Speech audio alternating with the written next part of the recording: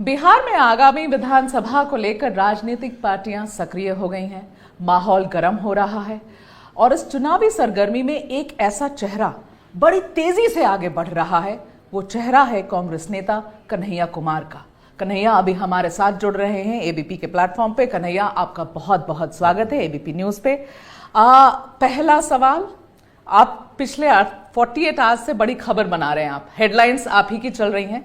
तो पहली खबर जो आपने बनाई है कल, उस पे ये सवाल, आपसे प्रेस कॉन्फ्रेंस में पूछा गया था कि तवाहुर राणा को लेकर आ रहे हैं भारत, लेकर आ चुके हैं एनआईए भारत लेकर। सुनिए ना सवाल तो सुनिए कन्हैया। और आपसे जब सवाल पूछा गया तो आपने पहले तो ऐसे दिखाया जैसे आपको सवाल नहीं सुनाई पड़ा, फिर आपने बड़ा सवाल नहीं सुनाई नहीं पड़ा, फिर आपने बहुत मॉकिंगली कहा कि मुझे लगा रहे 15 लाख मेरे अकाउंट में आ गए। तो देखिए, बीजेपी तो आप पर हमलावर है ही कन्हैया, वो कह रही है कांग्रेस का हाथ आतंकियों के साथ, ये देखो एग्जाम्पल।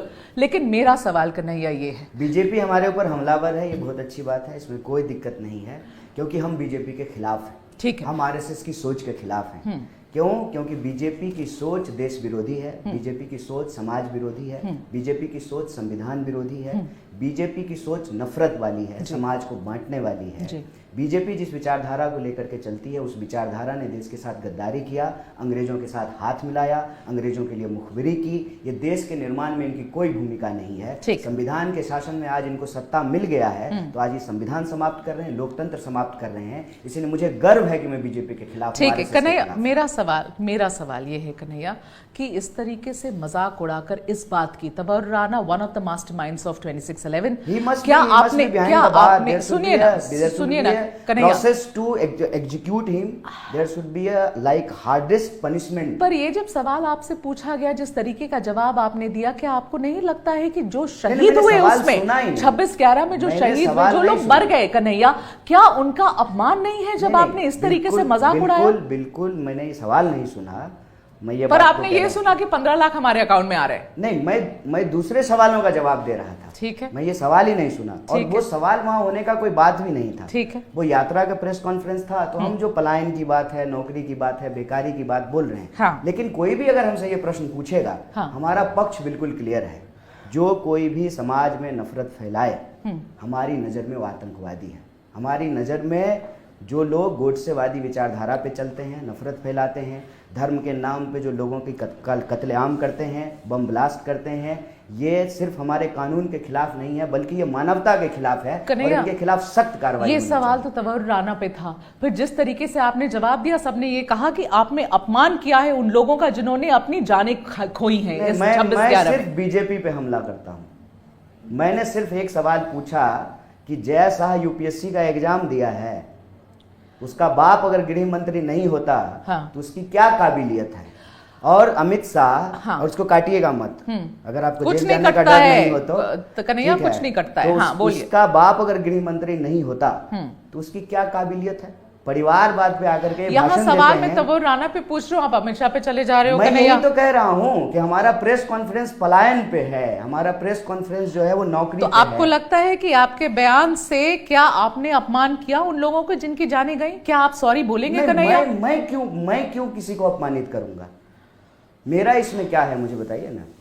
आपने जिस तरीके से जवाब दिया, किसी इंसान ने गलती की, किसी ने अपराध किया, कानून में उसके लिए सजा है, सख्त से सख्त उसको सजा मिले। और ये तो कांग्रेस पार्टी की रणनीतियों की जीत है ना। कांग्रेस पार्टी अगर प्रत्यर्पण संधि नहीं की होती, कांग्रेस पार्टी अगर प्रोसेस नहीं, आपको बड़ी हंसी आ रही है, अच्छी बात है, मुस्कुराते रहिए आप, बड़ी हंसी आ रही है, बोलिए। तो प्रत्यर्पण संधि जो है, हाँ, वो तो कांग्रेस पार्टी ने किया, तो इसीलिए रिपैट्रिएशन हो गया। ये तो रणनीतिक जीत है ना कांग्रेस पार्टी की। तो वही कह देते हैं आपने, तो वो भी नहीं कहा कल। जो है ये प्रोसेस जो तो कांग्रेस पार्टी ने शुरू किया, और हमारी पार्टी का और हमारा पक्ष बिल्कुल क्लियर है। कोई कानून के खिलाफ काम करे, आप करें, आपने कुछ गलत नहीं बोला कल, उस तरीके से मजाक उड़ा के कुछ गलत नहीं कहा। कभी हमने किसी का जो है मजाक उड़ाया ही नहीं। हम बस सरकार से सवाल पूछते हैं। ठीक है, सरकार से सवाल पूछते हैं कि नीरव मोदी कब आएगा, विजय माल्या कब आएगा, मेहुल चौकसी कब आएगा, लोगों के खाते में 15 लाख कब आएंगे, 2 करोड़ नौकरी कब मिलेगी, महंगाई कब कम होगा, महिलाओं पे अत्याचार कब रुकेगा, क्या जो है बलात्कारियों को टिकट देकर के मंत्री बना करके महिलाओं को सम्मान मिलेगा? क्या ये सवाल हम नहीं पूछे? ठीक है कन्हैया, और इससे जो है, इससे वो आहत हो रहे हैं।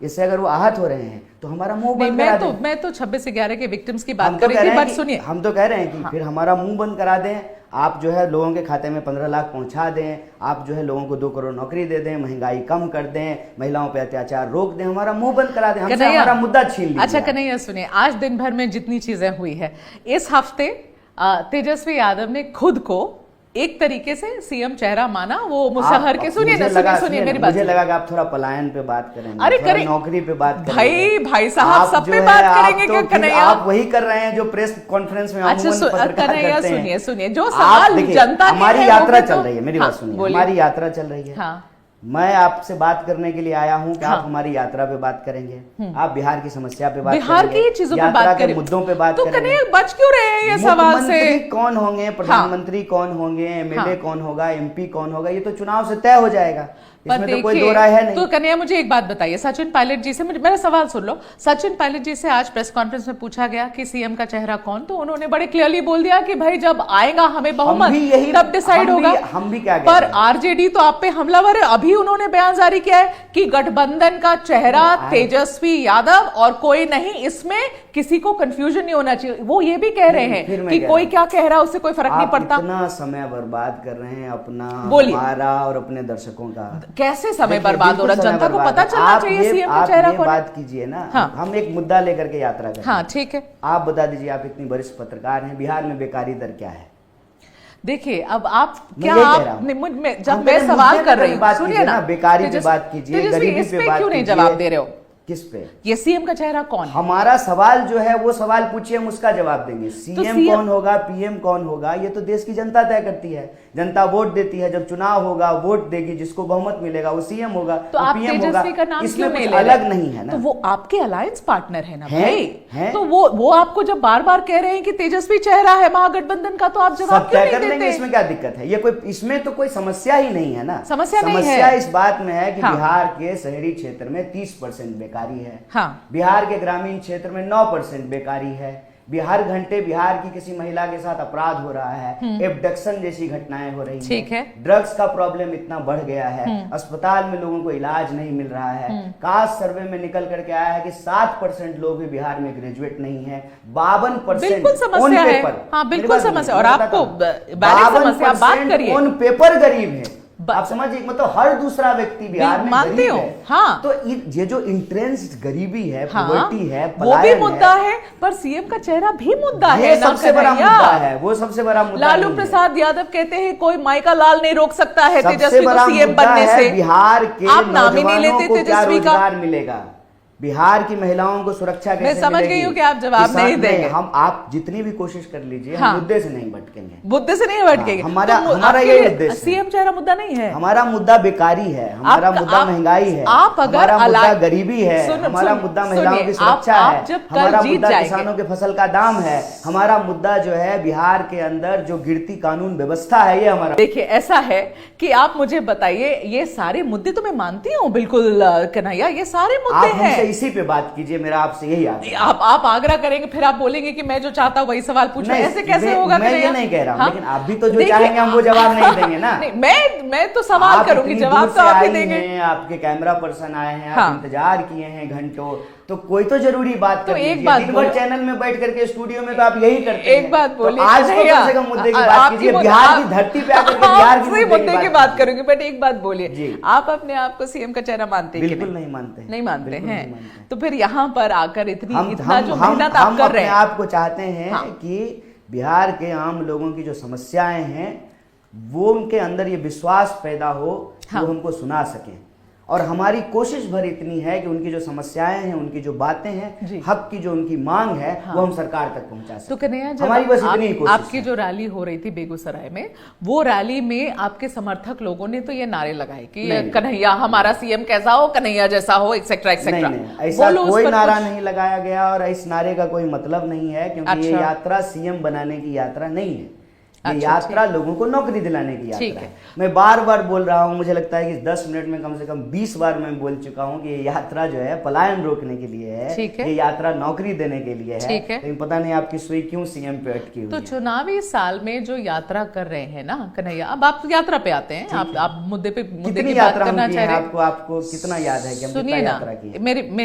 मेरी तो सवाल तो सुन लीजिए, आप जवाब दीजिएगा, अगर मैं गलत हूं तो जवाब दीजिएगा। मैं वही करेक्ट कर रहा हूँ। हाँ, तो आप मैं चुनावी साल में सिर्फ यात्रा नहीं करता हूँ, इसलिए आपको मालूम नहीं कि मैंने कितनी यात्रा पर की। याद तो आप लोगों को चुनावी साल में ही याद आता है ना नहीं, बिहार का। बिल्कुल नहीं। उसके पहले तो बिहार में याद ही जो नहीं आता है आप लोगों बिहार को। में जो है इससे पहले हाँ। अभी पलायन रोको नौकरी दो यात्रा है, हाँ। उससे पहले भारत जोड़ो न्याय यात्रा हुई, उससे पहले जनगण मन यात्रा हुई। ये मैं आपको बता दूं, पार्टी भले हमने बदल ली है, यात्रा करने का तरीका, संघर्ष करने का तरीका और मुद्दे हमने आज तक नहीं बदले हैं। 2019 में भी जो मैं आज आपके सामने बोल रहा हूँ कि आपके पुराने पत्रकार बैठे हुए हैं, उनसे पूछिए, मैं यही बोल रहा हूँ।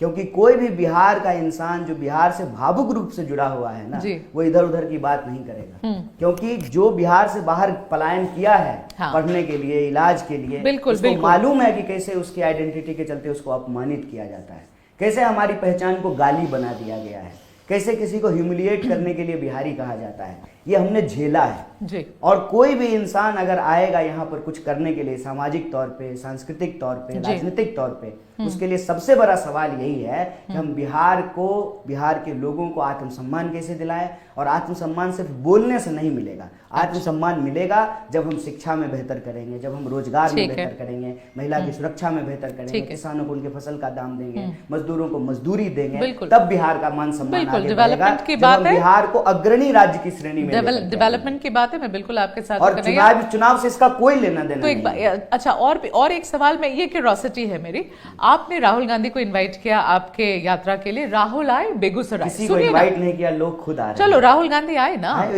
उनकी गांधी सभा है, आए, ये उनका विचार है। बेगूसराय आए, आपकी जगह आए, आप पिछली बार लड़े थे वहां से, पिछली बार आप लड़े थे बेगूसराय से, आपका एरिया, आपका गढ़ है, कोई मैसेजिंग हो रही थी क्या इससे? देखिए, राजद को, राज्य को, जब हम जेल में थे, हाँ, तो जेल से तो किसी को इनविटेशन नहीं भेज सकते हैं। तब राहुल जी जेएनयू गए थे, तो इनविटेशन नहीं भेजे थे, कांग्रेस पार्टी में भी नहीं थे, चुनाव भी लड़ने की संभावना नहीं थी, राजनीति में भी आने की संभावना नहीं थी। ये उस आदमी की महानता है, ठीक है, कि देश में कहीं कोई संघर्ष हो रहा हो, वहां वो उपस्थित होते हैं। सिर्फ जेएनयू नहीं गए थे, अच्छा, एचसीयू भी गए थे, ठीक जब रोहित वेमुला की संस्थानिक हत्या हुई, किसान के आंदोलन में भी गए थे, भट्टा पर सवाल भी गए थे, जब बलात्कार की घटना हुई यूपी में, वहां भी गए थे। देश में कहीं कोई अन्याय होता है तो राहुल गांधी जाते हैं। और ये न्याय के लिए इतना बड़ा संघर्ष चल रहा है बिहार के नौजवानों और विद्यार्थियों का, तो वो अपना समर्थन देने के लिए आए थे। वो कोई परमानेंट यात्री तो थे नहीं, आए अपना समर्थन देकर। पर बेगूसराय आए तो उससे कोई मैसेजिंग आरजेडी को आप लोग कर रहे थे क्या? ऑलरेडी पटना आ रहे थे, यात्रा बेगूसराय में थी तो बेगूसराय चले गए। ठीक है। और हमारी लड़ाई आरजेडी से नहीं है। आपका पता नहीं आपको इसमें क्यों मसाला दिख रहा है। हमारा अलायंस है। आप ही लोग मसाला दे रहे कन्हैया, हम कहाँ ढूंढ रहे बताइए। आपका जवाब आज सुबह आप पर हमलावर, आप ही के अलायंस पार्टनर हो रहे, आप मेरे को कहते हैं मैं मसाला ढूंढ रही हूँ। आज तक आपको एक स्टेटमेंट दिखा दीजिए किसी भी भाजपा के अलावे, किसी भी पॉलिटिकल पार्टी के खिलाफ हमारा एक स्टेटमेंट दिखा दीजिए। तो ये आरजेडी तो आपके ऊपर लड़ रही, अब अड़ रही है ना भाई? नहीं, ऐसा नहीं है। ऐसा अभी स्टेटमेंट आया 1 घंटा पहले, अभी स्टेटमेंट आया है कहते हुए कि जिसको जो कहना है कह ले, हमारा चेहरा भाई। तो मैं नहीं अड़ रही हूँ, मुझे ये पता भी नहीं है और आप बोल रहे हैं वो स्टेटमेंट टीवी पे चल गया। आप हमारे जवाब को जो है आउट ऑफ कॉन्टेक्स्ट दिखाएंगे। नहीं कन्हैया, ये टीवी पे चल भी गया स्टेटमेंट। बट अब चलिए, अब मैं बिहार के रोड मैप पे आना चाहती हूँ। कांग्रेस के हिसाब से बिहार का रोड मैप क्या है कन्हैया, पहले वो जवाब दीजिए। और दूसरा मुझे बताइए कि कब तक ये बैसाखी के सहारे कांग्रेस यहां चलना चाहती है बिहार में? क्या कांग्रेस अपने दम पे खड़े होने की कोई भी कवायद करेगी यहां? एक तो इस सवाल का जवाब हम आपको 2 हिस्से में देंगे। दीजिए। उससे पहले मेरा एक निवेदन है। हाँ बोलिए। देखिए, सब धन 22 पसेरी नहीं होता है, सब पत्रकार, सब धन 22 पसेरी नहीं होता है। हाँ, बिहार में कहावत है। हाँ, सब पत्रकार अलग होते हैं, सब गेस्ट अलग अलग जी होते जी हैं। आपकी जो भी आपका उद्देश्य हो, लेकिन हम इस संबंध में अपनी सारी स्थिति स्पष्ट कर चुके हैं। जी करिए। हाँ।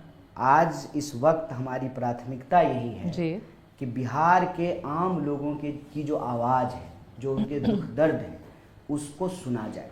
जी। उसमें से जो प्रभावित वर्ग के लोग हैं अगर वो लड़ना चाहते हैं कांग्रेस पार्टी उनके लिए जनसंघर्ष का एक मंच तैयार करे, ठीक है, और उनके जो मुद्दे हैं उसको लेकर के हम सरकार को पहुंचाएं, इस उम्मीद के साथ कि सरकार उस पर कोई कार्रवाई करेगी। ठीक है, जब तक सरकार उस पर कोई कार्रवाई नहीं करेगी हम सुनते रहेंगे और उनको सुनाते रहेंगे, और सतत प्रक्रिया, यह यात्रा इस फॉर्म में समाप्त हुई है, यह सतत प्रक्रिया चलती रहेगी, सत्याग्रह के रूप में, जनसंवाद के रूप में, बिहार के लोगों को सुनना और सरकार को सुनाना हम जारी रखेंगे। पहला हिस्सा। दूसरा हिस्सा आपने जो कहा रोड मैप, एक तो जनसंघर्ष हमारा रोड मैप है, दूसरा रोड मैप ये है कि बिहार के अंदर हम अलायंस में चुनाव लड़ें, सरकार किसी की बने, अलग अलग पॉलिटिकल पार्टी हैं बिहार में।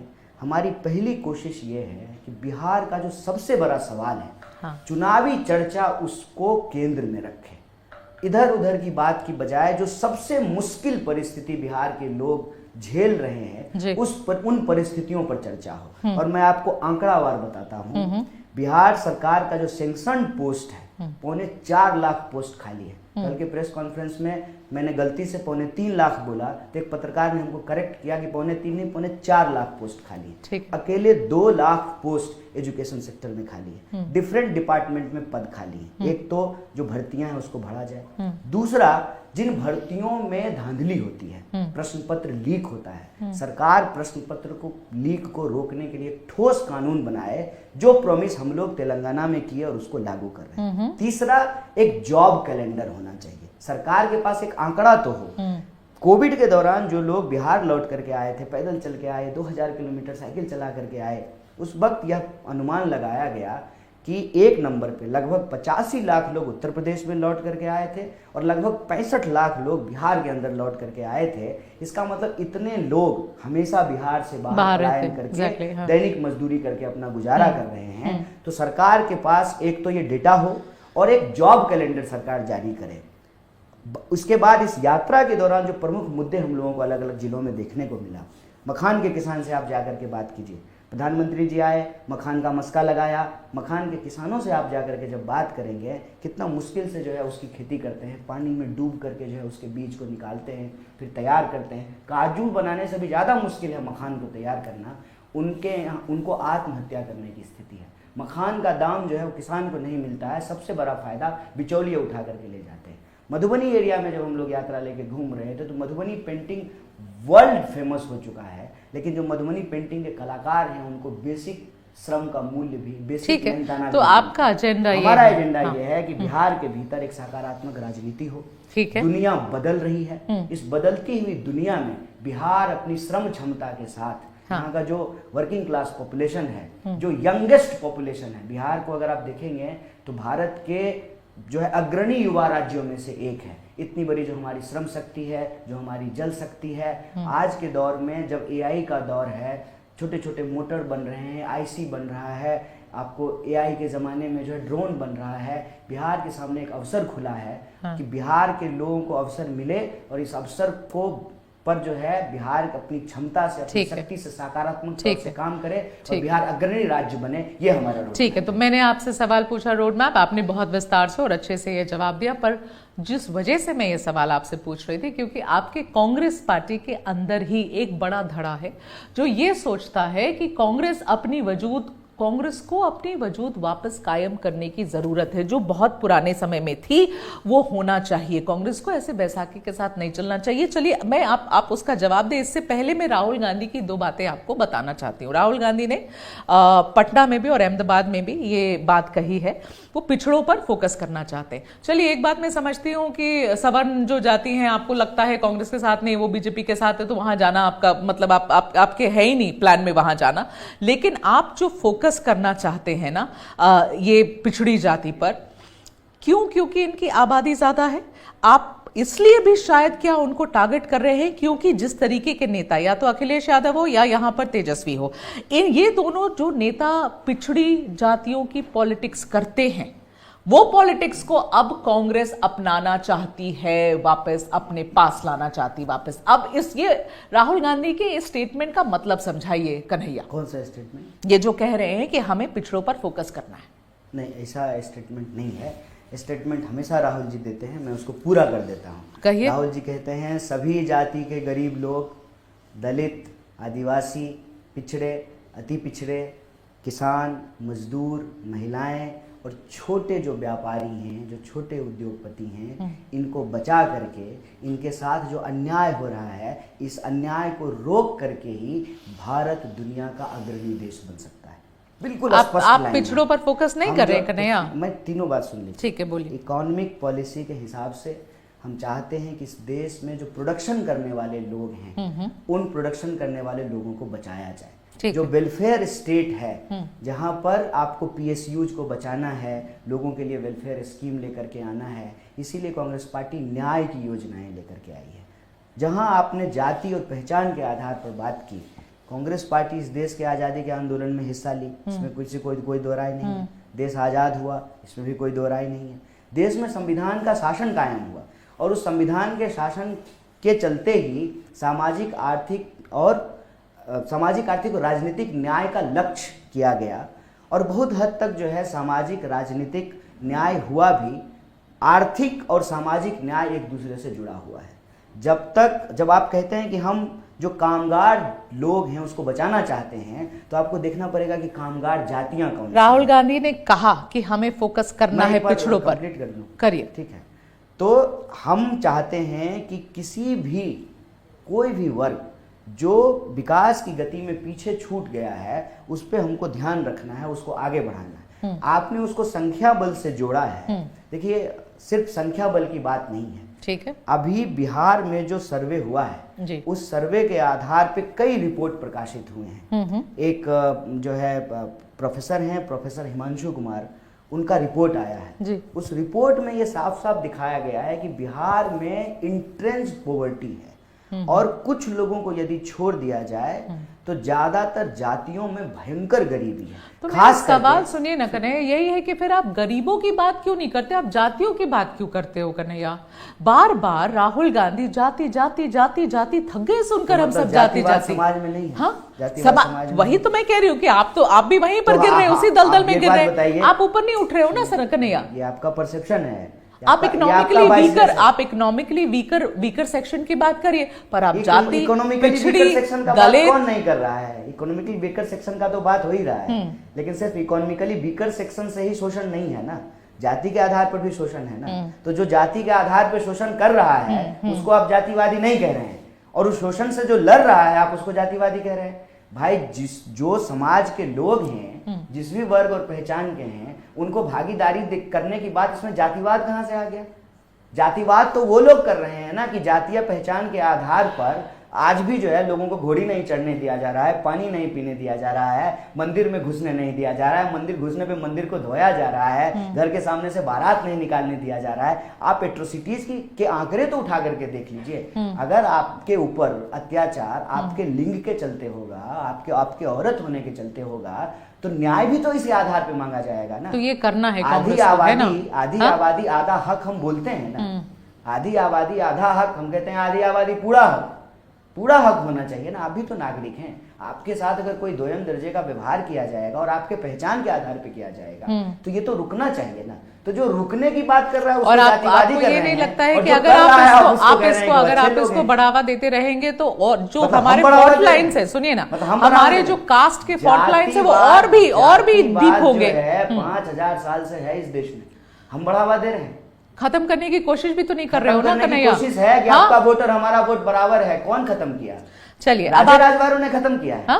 राजे राजवारों ने खत्म किया है। आप लोग कोशिश तो नहीं कर रहे खत्म करने की। एक जयंती है, आज मैं एक बात बोलना चाहता हूँ। बोलिए। ज्योतिबा फुले की आज जयंती है और नोट कीजिएगा और प्लीज इसको नहीं काटिए। अरे कुछ नहीं कटता, कहां काट रहे हैं? कहा कि मोची जूता सिलता है, ये उसका धंधा है, धर्म नहीं है। माली माला बनाता है, यह उसका धंधा है, धर्म नहीं है। ब्राह्मण पूजा कराता है, बोलिए धर्म है कि धंधा? बताइए कौन जातिवाद? हम जातिवाद किए? आज जातिवाद शुरू हुआ है। कांग्रेस पार्टी ने जातिवाद खत्म किया जब वोट बराबर किया, महिला का, पुरुष का, ब्राह्मण का, दलित का। ये जातिवाद खत्म करना होता है। राजे राजवारों का राज खत्म करना होता है कि राजा का भी वोट एक और गरीब का भी। तो अगर आप लोगों की आवाज बन रहे हैं ना कन्हैया, तो हर बार हर जगह हार क्यों जाते हैं? कहाँ हार जाते? हाँ, हर स्टेट में हार जाते हैं आप लोग। कितने साल हारे? हाँ, कितने अभी साल महाराष्ट्र जीते? में भी हार गए। चलिए हार जीत बताइए, चलिए हार जीत हरियाणा में हार गए। अरे जुम्मा दिल्ली में तो आप थे भी नहीं ना, बताइए। आप कह रहे हैं लोगों की कितना साल आवाज हुआ है आप। देश को आजाद हुए कितना साल हुआ? तो कन्हैया कितना अरे ऐसे जवाब- देश में भाग्य सवाल मत, आप भाग्य मत। क्या क्या क्या आप पूछना सवाल का चाहते हैं जवाब आप? दीजिए, भाग्य अभी मत। जो राहुल गांधी के नीचे नेतृत्व में कितना प्रॉब्लम है। साल हुआ? नेतृत्व में देश प्रॉब्लम को है। आजाद हुए कितना साल हुआ? कन्हैया नेतृत्व में प्रॉब्लम है। देश को आजाद हुए कितना बताइए साल ना। हुआ? आप बताइए कितना साल हुआ? उससे आप हम क्या बताना चाह रहे हैं मुझे? आपको बड़ा मेरे हारने की चिंता है तो मैं आंकड़ा दे देता हूं कि हम ज्यादा हारे हैं कि जीते हैं। अच्छा, आप पूरी कंपैरिजन करेंगे। कांग्रेस पार्टी अपने हम समय तो में आज के 400 दौर में से जी ज्यादा- रहे हैं ना। अरे हम भी तो आपको आज के दौर में ला रहे हैं। 400 से ज्यादा सीट जीती है आज तक दूसरी पार्टी एक नहीं समय जीत था पाई। रीगेन वो समय फिर तो वापस लूज आएगा। कर गई। वो हाँ, समय फिर वापस आएगा। जब आप थोड़ा ईमानदारी से पत्रकारिता करके सच दिखाएंगी। भाई साहब सच तो सरकार आप के जो कह रहे हैं वही टूट पे जाएगा नहीं ना। चलेंगी। हाँ? आप थोड़ा मुद्दा बोलेंगी, आपका सैलरी ना कटे, आपके घर पे ईडी ना आए, इस डर से बाहर आकर के आप सच दिखाएंगे। सुनिए, ईडी और वीडियो को दूर रखिए। ईडी कहाँ किसके हम घर तो चाहते हैं कि जाएगी, ईडी दूर है ना? दूर रहे। आपके घर पे ईडी नहीं आया, हम तो चाहते मेरे हैं। घर पे ईडी क्यों आएगी कन्हैया? क्योंकि आप मतलब सच कहाँ से बोलेंगे तो कहाँ वो ईडी बात आएगी। लेके जा रही है? सच बोलेंगे बड़ा तो ईडी अजीब सी आएगी, बात इनकम कर रहे टैक्स हैं। आएगा। ये गलत बात है आप कन्हैया। सच ठीक बोलिए, है, ये सच गलत बोलने की हिम्मत बात है। कीजिए। अच्छा ये बताइए। अच्छा, आप सुनिए, कुछ भी बोले हमारी पार्टी पे और नेता आप भी पे। तो बोल रहे हैं ना, और आपको जो बना रहा है आप बोल रहे हैं। चलिए ये बताइए कि मतलब आप करें तो अच्छा, सुनिए, हम करें तो कन्हैया, दूसरों में। कन्हैया बेगूसराय से लड़ना है इस बार? नहीं, आप फिर गलत जगह जा रहे हैं। फिर अरे यार, मतलब नेता बेरोजगारी मेरे से सामने लड़ना है। बैठा है, इलेक्शंस आने वाले, मैं पूछ रही हूँ लड़िएगा इलेक्शन बेगूसराय जब से? आएगा ना तो फिर इंटरव्यू ले लीजिएगा। इलेक्शन आप प्लानिंग क्या है? लेने के लिए हम पैसा नहीं दिए हैं। प्लानिंग क्या है ये सुनिए मेरी बात बताइए। सुनिए, इंटरव्यू देने अरे के लिए- हाँ और ना मैं बोलूँ ना भाई, मैं तो क्या पूछ नहीं रही कह रहा हूँ, लड़िएगा कि नहीं? पहले गुस्सा मत कीजिए। हाँ, इंटरव्यू देने के लिए पैसा तो नहीं दिए हैं। मतलब इंटरव्यू तो लेने फिर के लिए कोई लीजिएगा। पैसा लेता है जब क्या? अरे, क्या फालतू बातें? क्या बात कर रहे हैं? हाँ? इंटरव्यू देने के लिए लोग पैसा देता है। हाँ, तो इंटरव्यू भाई देने के तो लिए कन्हैया लोग आप पैसा गलत देता है। इंसान से बात सवाल कर रहे हैं ना। पूछ करके देता है, गलत सवाल गलत लिख करके गलत देता इंसान है। से बात कर रहे हैं। चलिए अब आप मेरे को सीधे जब सीधे चुनाव सवाल का आएगा, जवाब सीधा दीजिए। सीधा जवाब है। हाँ। चुनाव आएगा, हाँ। नॉमिनेशन भरने जाएंगे, आपको बता देंगे और इंटरव्यू भी देंगे। अच्छा ठीक है, चलो अब एक देखो, अभी अब आप बहुत बच रहे हो, बहुत मेरे इंटरव्यू को इसको घुमा रहे बचना कहते हो। हैं। इसको बचना कहते हैं। अब आप सुनिए, अच्छा, आप एक काम सुनिए कीजिए, सुनिए इसको सुनिए, as it is डाल दीजिए। ये as it is ही जनता जाए- तय कर लेगी कि हम बच रहे हैं कि आप बच रहे हैं। ठीक है As it is तेजस्वी, डाल ये दीजिए। एज इट इज ही जाएगा, देखेंगे। विदाउट अ सिंगल देखेंगे, हम कट, देखेंगे। एज इट इज जाएगा। ठीक है, वो आप भी वो देखेंगे। एक शेर है ना, हम देखेंगे, लाजिम है कि हम भी देखेंगे। आप देखिएगा बिल्कुल भाई साहब। अब आप ये मुझे एक बात बताइए कन्हैया, कि ये जो कंपैरिजन आपकी और तेजस्वी की बार बार की जाती है, आप लोग करते हैं। चलिए मीडिया करती जी। है। आप देखिए, आप बिल्कुल नीचे से उठकर आए हैं, सेल्फ मेड लीडर हैं, अच्छे वक्ता हैं, पढ़ाई लिखाई अच्छी हुई है। दूसरे साइड पर आप तेजस्वी की बात करते हैं। तेजस्वी को देखिए विरासत में बहुत कुछ चीजें मिल गई हैं। तेजस्वी की पढ़ाई पर भी टीका टिप्पणी होता बार है। बार पलायन पे लाते हैं, बार बार नौकरी पे देखो, लाते अब हैं, जब आप बार मैं बार आपको- चुनाव पे चले जाते तो हैं, वही बार बात बार है, वही एलायंस पे चले जाते हैं, अब यही बार बात बार है। सुनो ना तेजस्वी पे तेजस्वी, चले जाते हैं। एक काम करो, अरे, आप ही तय हमारी कर दो एक कि मैं क्या यात्रा सवाल चल रही पूछूंगी। है, हमारी एक यात्रा। आपकी यात्रा खत्म हो गई भाई आप साहब। एक बात बताइए, जो हाँ। मौका है उस हाँ। मौके पे बात कीजिएगा तो ना। तेजस्वी क्यों नहीं आप है मतलब किसी मुद्दा? के रिसेप्शन पार्टी में गए और बर्थडे का गाना बजा भाई के तेजस्वी क्यों नहीं है मुद्दा? क्या बात करते? इलेक्शन आ रहा है, मैं तेजस्वी के बारे में पूछ रही हूं। अरे आज इलेक्शन हो कितना रहा है। बच रहे हो आज कन्हैया इलेक्शन हो आप? रहा है। इलेक्शन अभी सितंबर में होगा, जब इलेक्शन होगा तब देखेंगे। आपसे तेजस्वी के वजूद को खतरा है क्या? नहीं, हमसे क्यों खतरा होगा? बिहार के लोगों को खतरा है बेकारी से, बिहार के लोगों को खतरा है गरीबी से। बिहार के आपको मैंने क्या कहा? हम अस्पताल से आ रहे हैं, एक रोगी को देख करके उसको हाँ। सांप काट लिया। हाँ। सही समय पे लोगों को इलाज नहीं मिल रहा है, लोगों को नौकरी नहीं मिल रही है, गरीबी इंट्रेंस्ड है। ठीक है। कोई ऐसी कम्युनिटी नहीं है जिसमें गरीब लोग नहीं है। कहने को कहते हैं हम, ये जात वो जात, हर जात में गरीबी जो है इतना गहराई तक घुसी हुई है। और कोई भी खेती करने वाला, मक्का के किसान जो पूर्णिया में बताए कि मक्का पे एमएसपी नहीं मिल रहा है, मखान की खेती करने वाले किसानों ने कहा कि हमको कोई फायदा नहीं होता है। तो तेजस्वी देखो, आप अभी आप इस समय की बात कर रहे हो ना, जैसे आप मुझे खींच के ले गए पीछे कि बताओ कितना समय हुआ हमारे इंडिपेंडेंट हुए आप हमारे तो हारने भाई की बात करें तो हम जीतने की बात तो करते भाई हैं। साहब आप भी तो बहुत समय यहाँ पर राज कर रहे थे ना, वो भी तो था। तो हम भी आपको उस समय पर वापस कब ले से जाना राज चाहते कर रहे हैं। हैं? लास्ट तो कब अब से? मुझे एक बात लास्ट बताओ, कांग्रेस का चीफ मिनिस्टर कब था मुझे बताइए। जब मिनट आए से तेजस्वी आप मुझे घुमाना शुरू कर देते, तेजस्वी से क्यों बच रहे हैं जवाब देने से? तेजस्वी से नहीं बच रहे तो हैं। किससे बच रहे हैं? हम जो है समाज को, तो बिहार सुन लिया को आपका बेरोजगारी मुद्दा। से बचाना चाहते तो हैं। आपका हम मुद्दा आपसे पूछ रहे हैं हाँ, कि ये लास्ट बताइए। आप कहते हैं कि कांग्रेस राज में था, कांग्रेस का लास्ट चीफ मिनिस्टर कब था? सुनिए ना, अब आप सुनिए मेरी बात। सुशासन है, 2 बार बिजली ये बिजली कट गई है, मगर आप ये पटना है देश की ये हाँ, ये बिजली 2 बार कट गई है इंटरव्यू में बिल्कुल। और 20 साल से है सरकार, तो आप एनडीए डबल इंजन की सरकार 20 साल से। हाँ हाँ भाई साहब, आज भी हम ही से सवाल पूछिए। आप सवाल तो आपसे पूछेंगे, क्योंकि सवाल हम जो पावर में उनसे भी पूछते हैं। सुनिए सुनिए, दरभंगा में आपका एक वीडियो वायरल हुआ था, आपने वहां पानी की बात कही, आपने कहा कि देश के बड़े उद्योगपति जो हैं उनकी नजर यहाँ के रिसोर्सेज पर है, फिर आपने सड़क की भी कुछ बात करी। ऑनेस्टली मैं कंफ्यूज हूँ कि आप क्या बोलने की कोशिश कर रहे हैं। आप मुझे जरा उसका एक्सप्लेनेशन दीजिए कि अदानी कैसे आके पानी चोरी कर लेगा और पता नहीं क्या कर लेगा, पता नहीं आपने क्या बोलने की कोशिश करी वहां पर। नहीं बोला था। हाँ। एक पत्रकार महोदय ने, जैसे आप सवाल कंप्लीट नहीं करती हैं, अब आपके हम पहले सवाल का जवाब दे रहे हो तो आप दूसरा सवाल पूछ देती हैं, फिर उसको जो एडिट करके आप लगा देंगे। हाँ, मतलब हम क्या करेंगे वो आप हमको अभी से बता रहे हैं। मेरे साथ ये हो रहा है ना 9 साल से। भाई साहब तो आप देख लेना ना, पूरा आपको दिख जाएगा प्लेटफॉर्म पे। 9 साल से हो रहा है। ठीक है, पहले ये सवाल का जवाब दो। मैंने जो है कोई नारा नहीं लगाया, हर चैनल ने वो नारे चलाए मेरे नाम से, सब चैनल ने चलाया ना, तो मैं तो उसका विक्टिम हूँ ना, झूठ थोड़ी बोल रहा हूँ। जेल रह के आया हूँ, मुझे लिंच करने की कोशिश की गई कोर्ट में, जो मैंने बोला ही नहीं, मैं वहाँ था ही नहीं। तो मेरे साथ तो ये हो रहा है ना, कोई पहली बार तो हुआ नहीं है। और ऐसे ही मैं किसी पे आरोप तो लगा नहीं रहा हूं, मैं तो उसका प्रभावित व्यक्ति हूं ना। खुद बीजेपी के सांसद की पत्नी ऑन कैमरा बोली कि वो तो वहां था ही नहीं, और पिछले 9 साल से बीजेपी के लोग जो है वो एक बात बोले जा रहे हैं।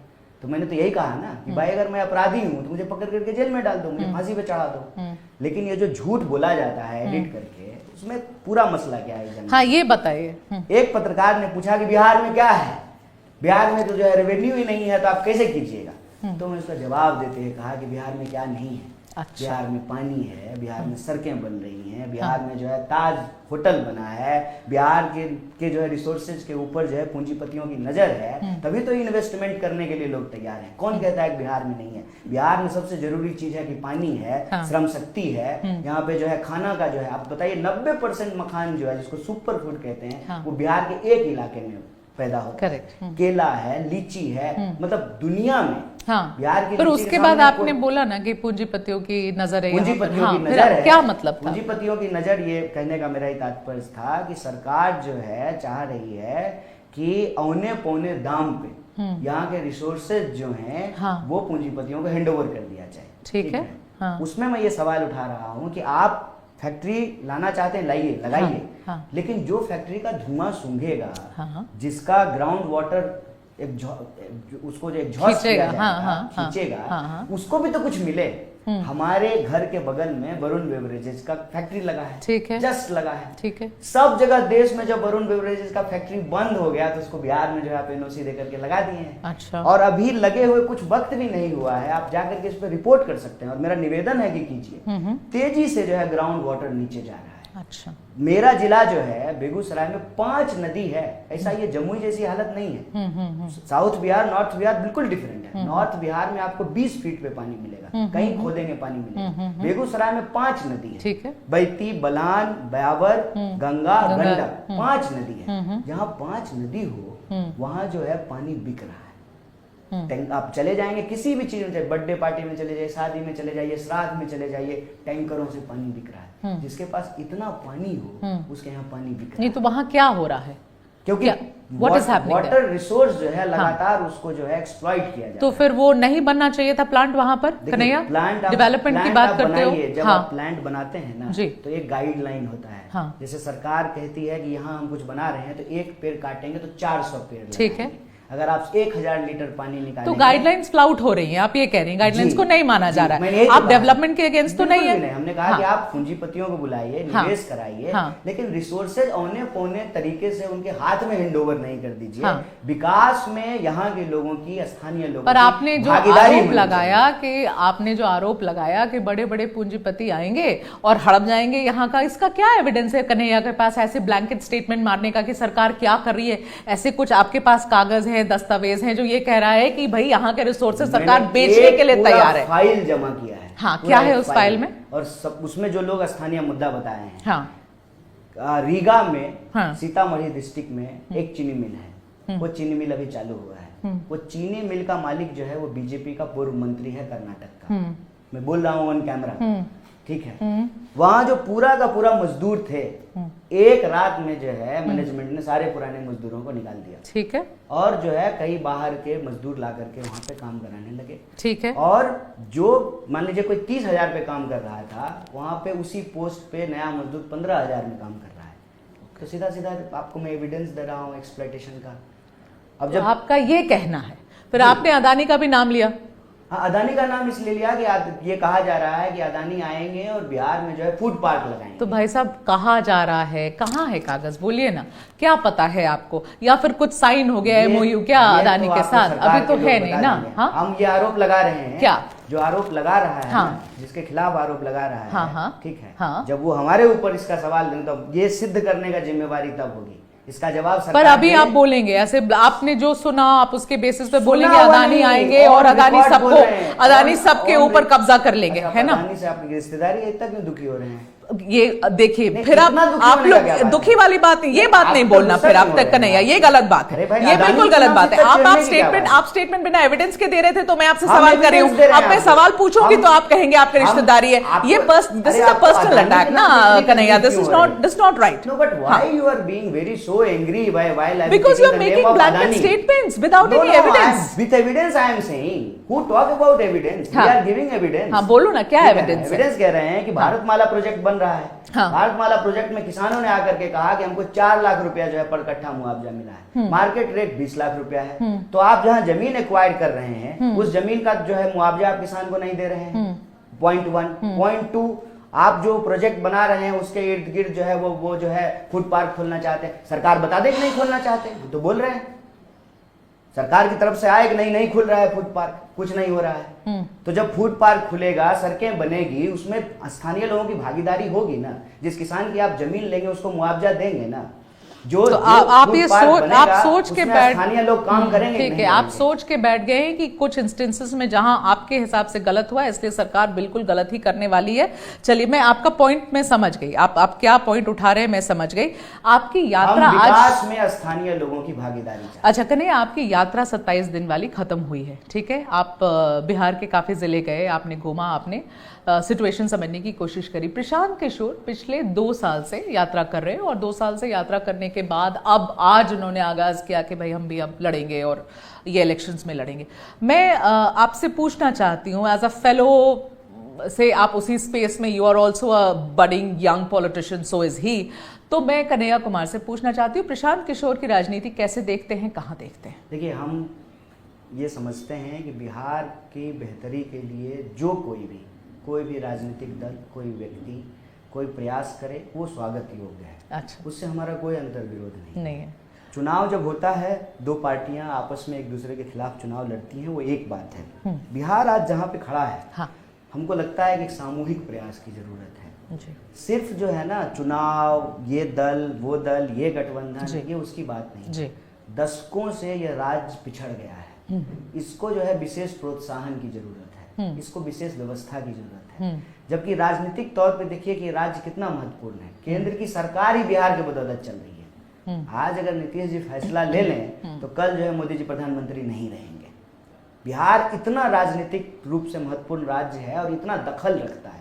नहीं, वो तो इसलिए क्योंकि नंबर कम हुए ना भाई बीजेपी के। आप बिहार इतना महत्वपूर्ण है, इससे सरकार गिर जाएगी सेंटर की, ये तो गलत आप एनालॉजी लगा रहे हैं, ये तो गलत एक्सप्लेन कर रहे हैं। ले लेंगे नीतीश जी तो सरकार हाँ, तो आज की सिचुएशन में गणित ऐसी है कि नीतीश जी वापस ले लेंगे, तो उसमें बिहार इतना महत्वपूर्ण है। आप यही सिचुएशन है।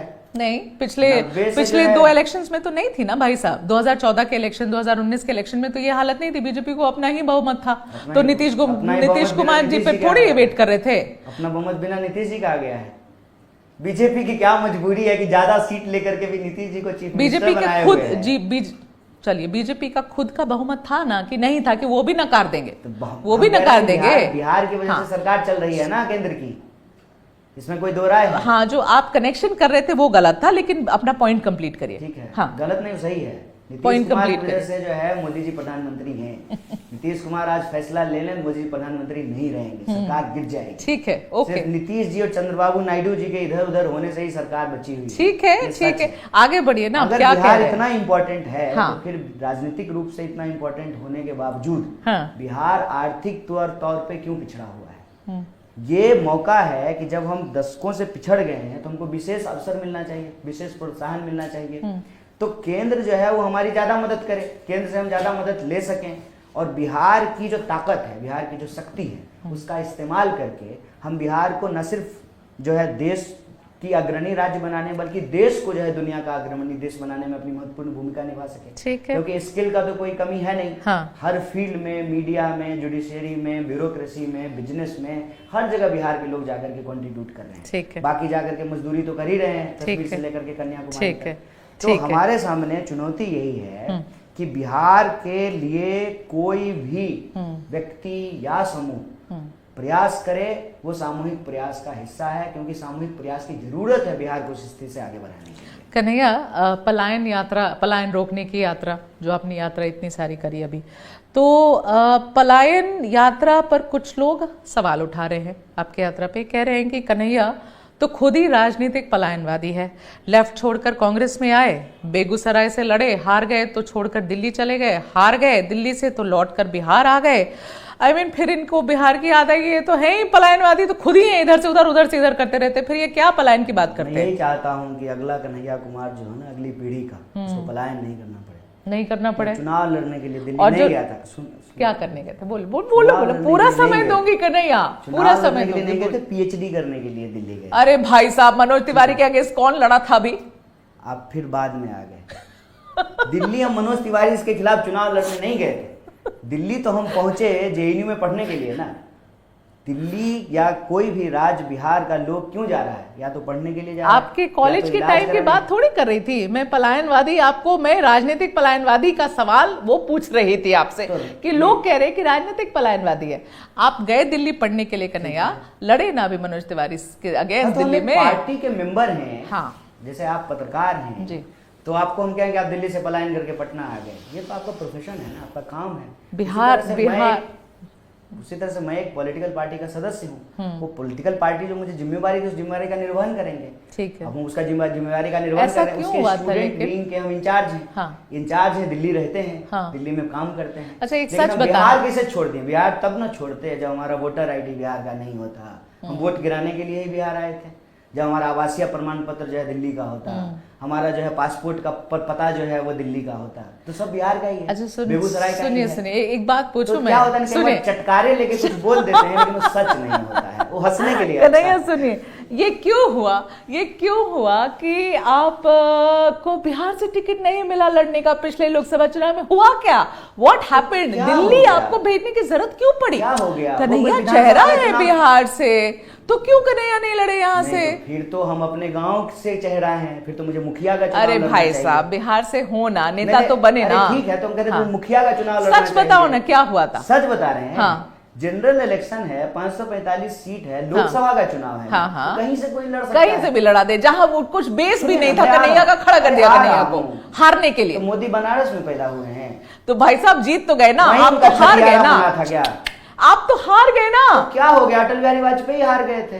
सच, आप जो सच्चाई है तो बोल ही नहीं रहे हो। क्या गलत बात है? सुनिए ना, अच्छा कन्हैया, चलो हाँ और ना में जवाब देना। कब हार गया जो है? सुनिए ना कन्हैया, यार कहाँ से कहाँ जाते हो? सुनिए, नहीं, आपके सवाल पे आ रहे हैं। आप ये कह रहे हैं कि जनरल इलेक्शन अपने गांव से लड़ना चाहिए। गांव से नहीं लड़ना चाहिए, गांव से लड़ना चाहिए। तो मोदी का गांव बनारस में कहाँ है? कम से कम बिहार से तो वो तो जीत गए। उनकी तो इतनी तैयारी थी, उनकी तो इतनी तैयारी थी, वो तो 2 जगह से लड़े थे। अगर आपको याद हो 2014 में बड़ौदा, वहां से भी लड़े थे और यहाँ से भी लड़े थे। बट सुनिए ना कन्हैया, सुनिए, तो गुजरात से ही लड़ते, बनारस मुझे बताइए कि मैं गलत हूँ? ऐसा लगने से मुखिया का चुनाव दिल्ली जाकर के लड़ लिया। जनरल इलेक्शन मैं गलत हूँ या मैं सही हूँ? क्या बात करते हैं? जनरल इलेक्शन है, 545 सीट है। कोई आपको पता है पटना से आके गुजरात जो है चुनाव लड़े थे, प्रधानमंत्री बने थे। अच्छा, मुझे एक बात, जॉर्ज फर्नांडिस कहाँ पैदा हुए थे? जॉर्ज फर्नांडिस जो है बिहार से चुनाव लड़े थे। सुनिए, मैं आपको राजनीतिक इतिहास बता रहा हूँ। शरद पवार जो है, शरद यादव जो है वो बिहार से तो नहीं थे,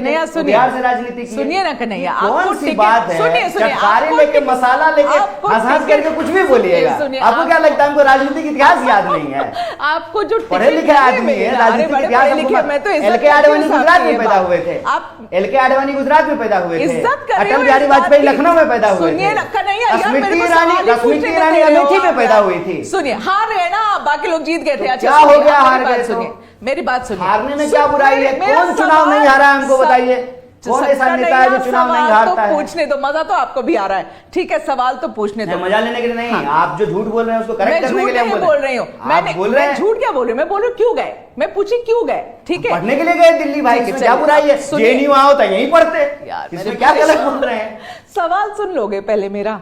सवाल ये है कि क्या ये सच है कि लालू प्रसाद ने ये कंडीशन रख दी थी कि कन्हैया कुमार बिहार से नहीं लड़ेगा क्योंकि आप डायरेक्टली तेजस्वी के कंटेंशन कॉम्पिटिशन में आ जाते? इस पे आपके पास क्या प्रमाण है? इसीलिए तो पूछ रही हूँ। हाँ, आधारिक बयान है क्या? हमारी पार्टी ने कहा है? नहीं, आपसे आरजेडी ने कहा है? सही है क्या ये गलत है? आपसे पूछ रही हूँ। मुझे इससे मतलब ही नहीं है। हाँ ना, मैं तो बोलोगे जब आप कार्यकर्ता हूँ, पार्टी मुझे जो जिम्मेवारी देती है उसका निर्वहन करता हूँ। पार्टी ने मुझे कहा तुमको दिल्ली से चुनाव लड़ना है, मैं दिल्ली से चुनाव लड़ा। पता है कुछ लोग क्या कहते कन्हैया कि इतने अच्छे वक्ता है कन्हैया, गलत पार्टी में आके फंस गए। क्यों कहते हैं लोग ऐसा? बहुत सारे नेताओं को कहा क्यों कहते हैं लोग ऐसा? आपके बारे में क्यों कहते हैं? अगर मैं सही हूं तो मेरे फैसले सही हैं और मेरा फैसला है कि मैं कांग्रेस पार्टी के साथ हूं, मैं राहुल गांधी के साथ हूं। या तो मैं गलत हूं तभी मेरा फैसला भी गलत है, अगर मैं सही हूं तो मेरा फैसला भी सही। अच्छा कन्हैया, कितनी सीटों पे लड़ना चाहती है कांग्रेस इस बार? यहाँ फिर चुनाव पे आ गए तो किस पे आऊं? आप ये पूछिए, बचे हुए जिलों में जो है कब यात्रा करेंगे? वो भी बता दो, वो भी बताओ, वो भी बताओ। हाँ नहीं, वो भी बताओ, वो भी बताओ, कब करोगे, कब करेंगे? जब चुनाव, फिर देखो चुनाव का बात आएगा तब चुनाव की बात। मैं जब चुनाव बोलूं तो मैं गलत, कन्हैया चुनाव बोले तो कन्हैया सही। चुनाव की बात ही नहीं है, बात है अभी यात्रा की। चुनाव जब आएगा फंस जाते हो खुद ही चुनाव पे जो है बात की। अच्छा बोलो कितनी सीट पे लड़ना है आप बताओ? ये जब चुनाव होगा तो पता चलेगा सब कुछ। कल मैं प्रशांत किशोर की इंटरव्यू कर रही थी और मैंने प्रशांत से आपके बारे में पूछा और जितनी प्रोमिनेंस आपको अभी यहाँ मिल रही है, आप यात्रा कर रहे हैं, राहुल गांधी आ रहे हैं, you are now becoming gradually the face of Congress in Bihar. I am not the face, I am just a member. Okay fine, whatever you want to call yourself. But ये सवाल मैंने कल प्रशांत से पूछा और प्रशांत का ये जवाब था, देखिए not as a fellow leader, as a political strategist, उनका जवाब ये था और उनका आकलन ये है कि कांग्रेस कन्हैया का चेहरा अभी आगे इसलिए कर रही है क्योंकि कांग्रेस अभी आरजेडी के साथ हार्ड बार्गेन करना चाहती है सीटों पर। उनको उतनी सीटें चाहिए जितने पे वो चाह रहे हैं, वो नंबर्स चाहिए, इसलिए कन्हैया को अभी आगे करो, कन्हैया को बड़ा करो, सो दैट हम इसको यूज करके as a card hard bargain करें। इसका जवाब क्या है? भाई हम अब कांग्रेस पार्टी में रह करके कांग्रेस पार्टी की रणनीति नहीं मालूम है। जो लोग हमारी पार्टी में नहीं है उनको हमारी पार्टी एक समय में आपकी पार्टी की रणनीति बना रहे थे ना, वो बहुत पार्टी की रणनीति बनाई, मेरी शुभकामनाएं हैं उनको। इसके बारे में क्या? ये उनके विचार हैं। हाँ, ये उनके विचार हैं, उनका आकलन है। अच्छा। आकलन हर बार जो है एकदम सटीक हो और एग्जैक्ट फैक्चुअल हो, ऐसा नहीं होता है। अच्छा ठीक है। नीतीश कुमार उनका आकलन था कि जो है कितना सौ सीट आ रहा, 380 सीट आ रहा है, तो ठीक है। कई बार हम लोग सब इंसान हैं, कभी सही होते हैं, कभी गलत होते हैं। आपसे जब मैं पूछूंगी तो फिर आप बोलोगे तेजस्वी पे क्यों पूछ रही हैं? आप मुझे जो है एक बार पूछ लीजिए। नहीं, लेकिन अभी हाल फिलहाल में मेरे ही सहयोगी आपसे पूछ रहे थे कि भाई गठबंधन का चेहरा क्या तेजस्वी है, अब मुंह मोड़ के चले गए। भाई साहब क्या हुआ? मैं कोई सवाल से मैं नहीं मुंह मोड़ता हूँ। वीडियो पर है, कैमरा पे है कि बर्थडे में ना विवाह का गाना नहीं बजाते हैं। मैं सिर्फ इतना कह रहा हूँ। अब आप कोई समझ रहे हैं तो आपको बहुत बहुत बधाई। नहीं आप देखिए क्या है कि आप सोए हुए हैं तो जगा देंगे, सोने का नाटक कीजिएगा तो हम क्या करेंगे? राहुल गांधी ने बिल्कुल हाल फिलहाल ये कहा कि आरएसएस को सिर्फ कांग्रेस रोक सकती है, ये उनका बयान था, आरएसएस को सिर्फ कांग्रेस रोक सकती है। लेकिन बिहार में आपको मैं बताऊं, यहाँ पर ये एक इंप्रेशन भी बनी हुई है कि आपको याद है आडवाणी जी की यात्रा लालू जी ने रोकी थी, याद है? वो इंप्रेशन बड़ी बनी हुई है कि कोई रोकेगा तो वो लालू प्रसाद आरजेडी है। कांग्रेस कहां लाइन में आती ही नहीं है, मगर इस बार उनका कहना। तो आप ये कह रहे हैं कि आरएसएस को सिर्फ बिहार में रोकने की जरूरत है? मुझे नहीं पता, मैं तो आपसे पूछ रही हूँ, हो रहा है। पूरे देश की पार्टी तो जो है कांग्रेस पार्टी है। रोक लीजिएगा आप लोग। देश की सबसे बड़ी विपक्षी पार्टी रोक लिया है। कहाँ रोका, किधर रोका? रोक लिया। गांधी ने अपने सीने पे गोली खा करके गोडसेवादियों को रोक दिया था। भाई साहब अभी की बात करो ना। अभी भी? हाँ, सीधे चले जाते हो आप पीछे। वही रोक लेंगे ना। वो जो काली टोपी का कारनामा है ना, उसको यही व्हाइट टी शर्ट पहन करके रोकेंगे।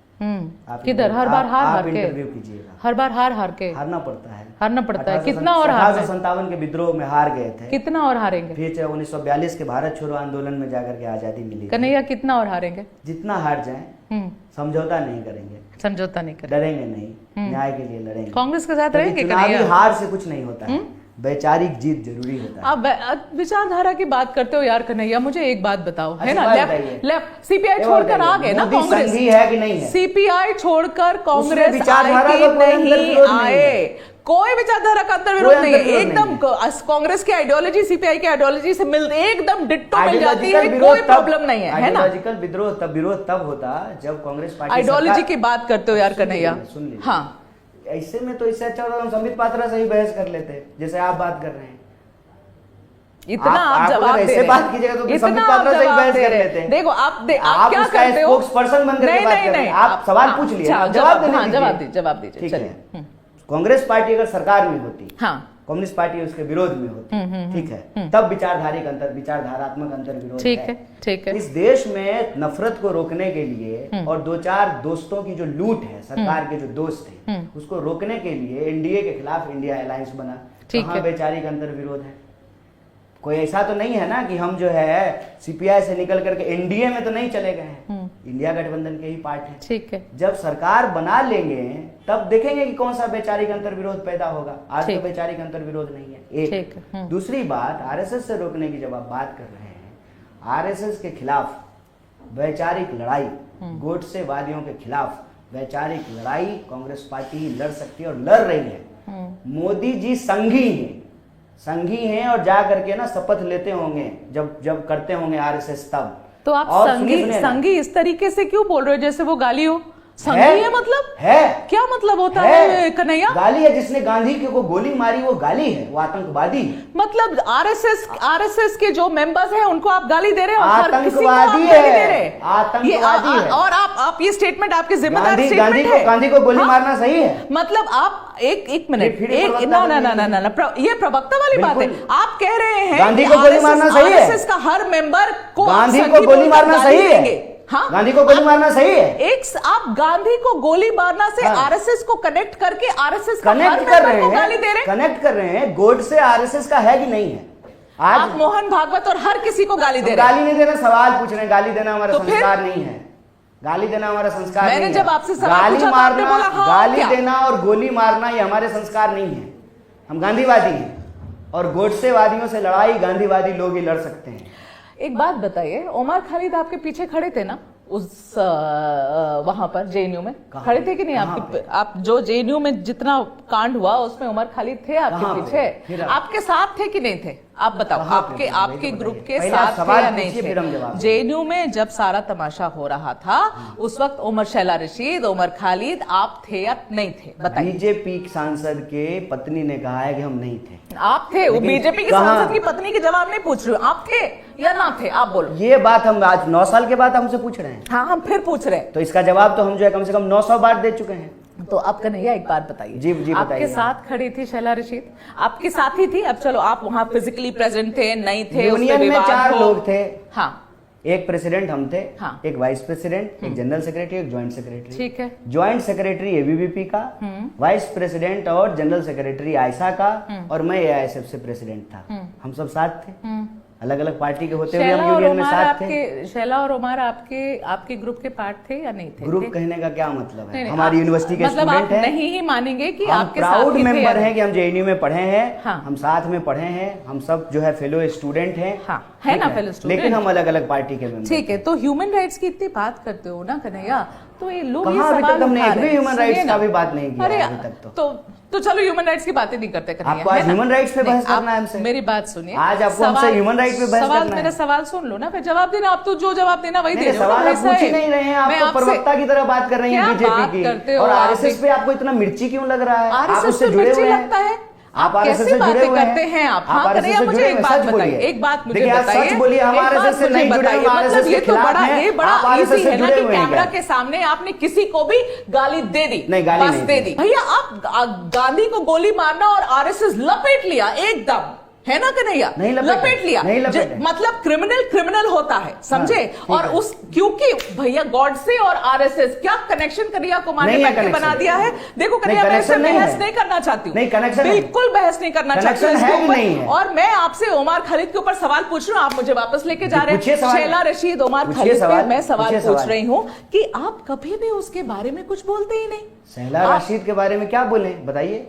सवाल पूछिए, बताते हैं। बताइए ना, दूसरी साइड चली गई है। कौन से साइड? बुरा लगा आपको? कौन से साइड चली हाँ? गई? अब तो वो बिल्कुल बीजेपी की ही तरह बात करती है ना? उन्हें कहाँ चली गई मुझे बताइए। आप लोग का साथ तो छोड़ दिया, छोड़ा कि बीजेपी नहीं? का सदस्य बन गई है। नहीं, आपका साइड छोड़ा कि नहीं? आपका साथ छोड़ा मेरा कि साइड कौन सा है ये तो बताइए पहले। आप जिस साइड में खड़े हैं वही हम साइड कभी है, भी एक जेडीयू का पॉलिटिकल साइड है, पार्टी में नहीं बताइए। थे। हाँ? हम कभी भी अच्छा, ओमार खालिद के लिए क्यों कुछ नहीं बोलते हो? मैं एक्चुअली पहले शैला राशिद पे बोले, चाहती हूँ कि ओमार पे क्यों कुछ नहीं बोलते सुनिए हो? ना, सब है बात ना? करेंगे, हम हर चीज पे बोलेंगे, चलिए। हमको किसी चीज बोलने आप पे कुछ नहीं बोलेंगे, आप शैला राशिद कहाँ थी और कहाँ चली गई ये मुझे जरा बता दीजिए। आपको भी पता है कहाँ चली गई, कहाँ थी, ठीक है? उसके बयान कैसे कैसे नहीं, बदल नहीं, गए, आपको भी बताइए पता तो है ना? आप ठीक मतलब है, सच को बोलने में क्या दिक्कत है? अब वो हर किसी को बीजेपी पे प्रेस करिए, बीजेपी के सारे नेताओं को प्रेस करिए, आपके साथ खड़ी तो बिल्कुल दूसरे साइड की बात कर रही थी। आजादी है, इसमें क्या बुराई है? तो मैं वही तो पूछ तो रही हूँ, ये उसकी राजनीतिक आजादी है, वही तो और वो मैं पूछ रही हूँ। हमारी पार्टी में नहीं थी कभी भी, ये आपको मैं बता दूं। मैं सीपीआई का मेंबर था, अब मैं कांग्रेस पार्टी का मेंबर हूँ। ना वो कभी जो है सीपीआई का मेंबर थी, ना वो कभी कांग्रेस पार्टी का मेंबर थी। ठीक है, ये जो आप परसेप्शन मेकिंग कर रहे हैं ना बहुत स्मार्टली, हम उसको समझते हैं। नहीं तो आपके साइड थी, आपके ग्रुप में थी, आपके ग्रुप को छोड़ करके उधर चली गई, ये क्या है? What is this? What we call it? अच्छा, और this is sheer propaganda and perception making, propaganda and perception agenda of a particular political party. We understand आप बोल दीजिए, आपको आपकी भी आजादी है, आपको मैं रोक थोड़ी सकती हूँ। आप बोल सकते हैं, मैं बिल्कुल नहीं रोक सकती हूँ। आजादी का एक लिमिट है, बोलो जो मन में आता बोलो। जो मन में, और ओमार पर बोलिए, उमर पे क्या सवाल है? 4 साल से जेल में है, आप इतनी सारी आवाजें उठाते रहते, यहाँ न्याय वहां न्याय, ये वो। उमर के ऊपर क्यों कुछ नहीं बोलते? किसी के साथ अन्याय होगा आवाज उठाएंगे, और आवाज उठाते हैं। उमर के लिए उठाते हैं, बिल्कुल उठाते हैं, और आपके सामने उठा रहे हैं। सुना नहीं मैंने। 4 साल से वो जेल में है। हाँ, सुना और मुझे नहीं उम्मीद है कि आज जा करके आप ना पॉलिटिकल प्रिजनर्स जो पिछले 4 साल 5 साल 6 साल 8 साल से जो बंद हैं, आप उन सब के बारे में बात करेंगे। आप संजीव भट्ट के बारे में बात करेंगे, आप उमर खालिद के बारे में बात करेंगे, आप शर्जील इमाम के बारे, जितने लोगों को बंद किया गया, आप सब पे बात करेंगे। आपकी कोई भी स्टेटमेंट उमर के ऊपर, इसलिए आपने स्टेटमेंट तो बहुत चीज पे नहीं सुना है। नहीं, आपने दी है उमर के ऊपर, सब पे देते हैं भाई।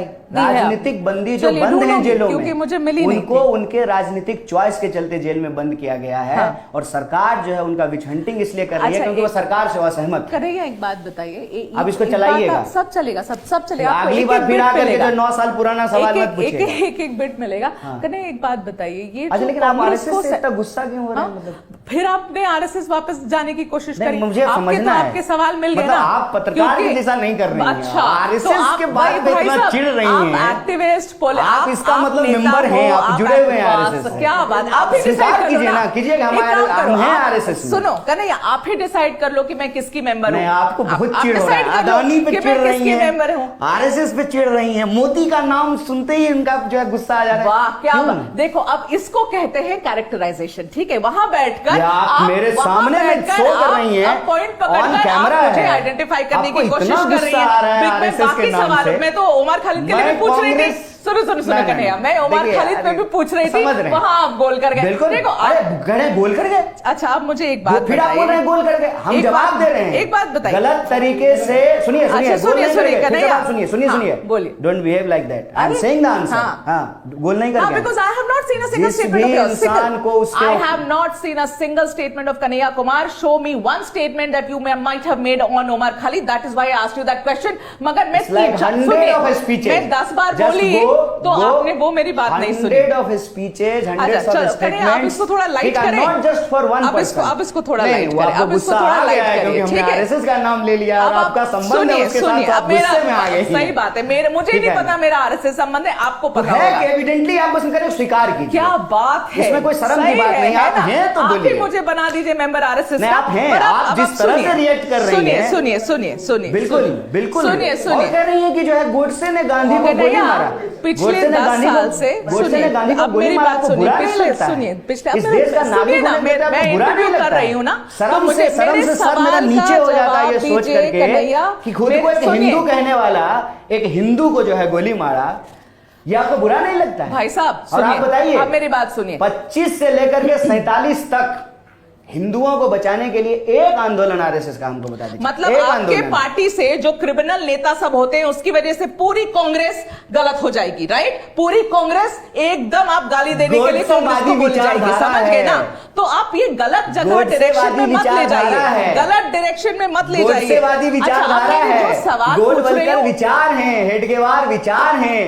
गोलवलकर ने कहा है कि हिंदुओं को अंग्रेजों के खिलाफ नहीं लड़ना चाहिए। कन्हैया, सवाल करूं या ना करूं, आगे बढ़े।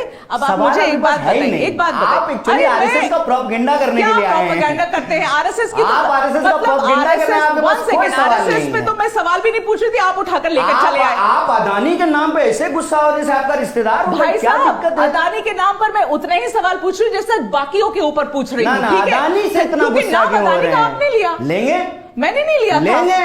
अदानी के ऊपर आरोप है, तो आपने नाम के लिया, आरोप है। आपने सरकार ने नाम अदानी का नाम पार्लियामेंट में लेने नहीं दिया, जेपीसी नहीं बनाई, जांच नहीं किया अदानी का। आप नाम लोगे तो सरकार मैं क्यों सवाल अदानी को बचा रही है? और सरकार अदानी को बचा रही है, आप भी अदानी को बचा रही है। अजीब बात है, आप क्यों अदानी को बचा रही है? आपका अदानी से क्या लेना देना है? पूछूं तो मैं बचा रही हूँ। एनडीटीवी के तो नहीं है, आप क्यों अदानी को बचा रही? आप एबीपी न्यूज के हैं। देखो, इस तरीके से अगर आप घुमाओगे इंटरव्यू को, मैं सच बोलता हूँ, घुमाने के लिए आप हैं, समझो, झूठ सच नहीं हो जाएगा, घुमाने के लिए आप हैं। अच्छा, अब मैं सच बोलते हैं। मैं आगे सवाल पढ़ सकती हूँ या नहीं पढ़ सकती? आप रुके रहेंगे? नहीं आपके पास, आप रुके रहेंगे? आरएसएस का प्रोपेगेंडा करने के लिए आए हैं। फिर आप आरएसएस का प्रोपेगेंडा यहाँ फेल हो गया। आगे बड़े सवाल में कोई सवाल है ही नहीं।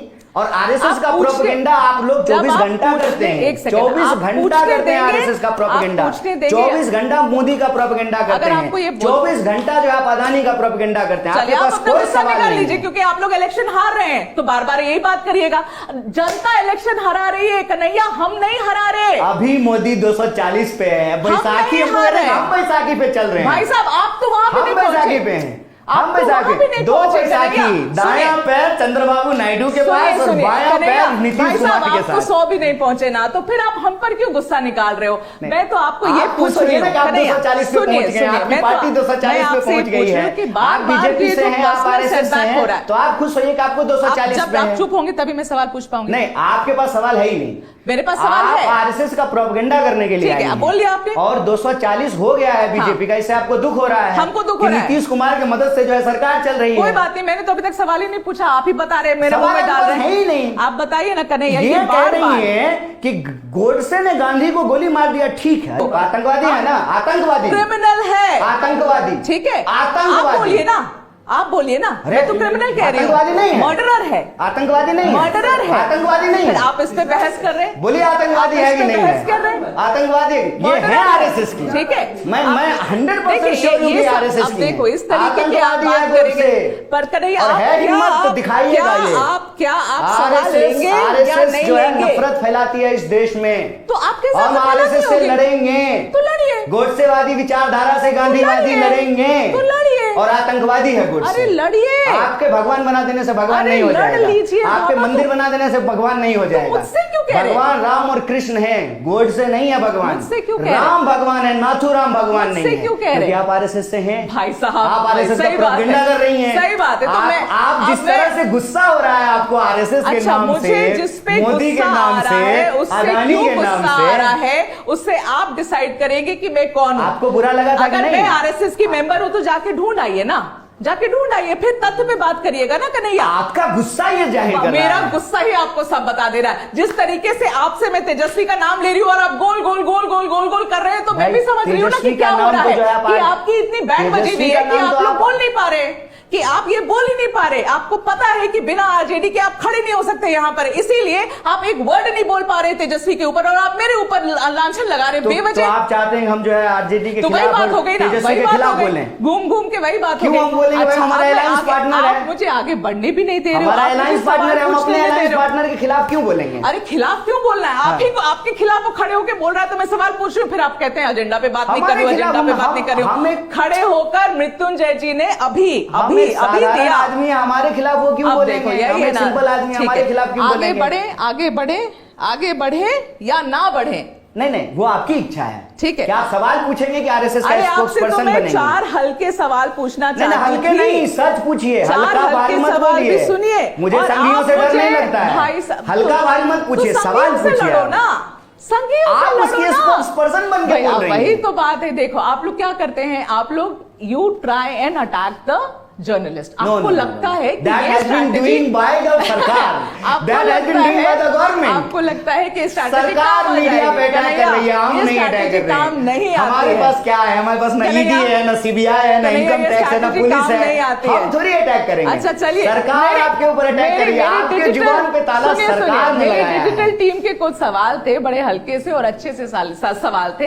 वो ये पूछ मीडिया रहे पे थे कि अटैक सरकार कर रहा है, ये याद सुनिए रखिएगा। सुनिए कि कन्हैया तो अभी तक सिंगल हैं, समय बीता चला जा रहा है, क्या है प्लान कन्हैया का? मेरे डिजिटल टीम ने बोला है कि भाई पूछ लेना कन्हैया हमारे से। पास हमारी माँ है, जी। हमारा परिवार है, जी। भाई हैं, बहन हाँ। हैं, उनके बच्चे हैं, भाभी हैं, और कांग्रेस पार्टी में आने के बाद प्लान क्या कन्हैया पूरे का? देश में जो है हमको एक परिवार मिला है। जी। मैं कभी भी अकेला या सिंगल नहीं महसूस नहीं मानते हैं अपने आप को। बिल्कुल। कन्हैया एक बात बताइए, ये जो पिछले पक्ष है विपक्ष है, बिल्कुल है। जैसे अभी स्पोक्स पर्सन नहीं है तो आप ही बन गई। अरे वाह, तो क्या अकेला बात कैसे है। मानेंगे? घेर लो मुझे, जितना घेरना उससे कोई फर्क नहीं पड़ेगा कन्हैया। बट एक बात मुझे बताइए, ये जो देखिए this is it's a very personal sort of a question, not a political question. Then आप ask this नेता question हैं, in my personal space, हाँ, आप- not at the public space. नहीं आप एक नेता हैं, पर ये जो बार बार सेटबैक्स मिलता है ना इलेक्शंस में, उसको Kanhaiya Kumar as a person कैसे डील करते हैं? हाउ डू यू डील कोई विद इट? सेटबैक मिल ही नहीं रहा है। ये आपको जो- हमारे प्रति सिंपैथी हो रही है, हमको तो कोई सेटबैक नहीं मिल तो रहा है। इलेक्शन में जो हार रहे हैं वो क्या है? तो जो खेलेगा वो हारेगा।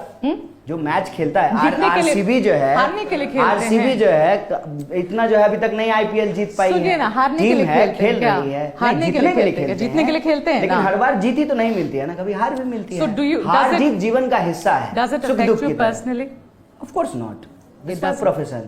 आपका इंटरव्यू हिट होगा, अच्छा लाइक मिलेगा, व्यूज मिलेगा, मिलियंस आपको में मजा जाएगा, आएगा तो कि आप खुश नहीं होंगे। आएगा? नहीं आपको मजा मिलेगा तो आएगा? आप जो है थोड़ी देर के लिए बुरा लगेगा, लेकिन अगली बार फिर माइक उठा करके चल पड़ेंगे। काम है ना आपको अच्छा लगेगा कि नहीं इंटरव्यू हिट होगा तो? देखिए, इंटरव्यू हिट हो या नहीं हो इम्पोर्टेंट नहीं है। तो क्या है इंटरव्यू सच होना चाहिए। इंटरव्यू आपने जो बोला वो तो कैमरा पे सच- रिकॉर्ड वो हो तो गया हम ना? देखेंगे, हाँ? वो तो हम वो आप देखेंगे। सारी चीजें देखेंगे कन्हैया। सो वो तो थैंक हम यू सो देखेंगे, हम मच। देख रहे हैं, हम भी 9 साल से जो है मीडिया को, पत्रकारिता को आपने बहुत करीब से मुझे देख रहे नहीं हैं। देखा ना 9 साल में। चलो अब पहली बार आप मुझे देखोगे and we will see how this goes. Thank you so ठीक है, much. Thank you so much And for your nothing, time. nothing. Don't take anything I personal. Am also not taking It's like anything personal. you've been giving me ball and I am trying to हाँ, you are convert it batting. into a sauce. हाँ ठीक है, absolutely you batted well. Thank you. Thank you so much for your time. Thank you.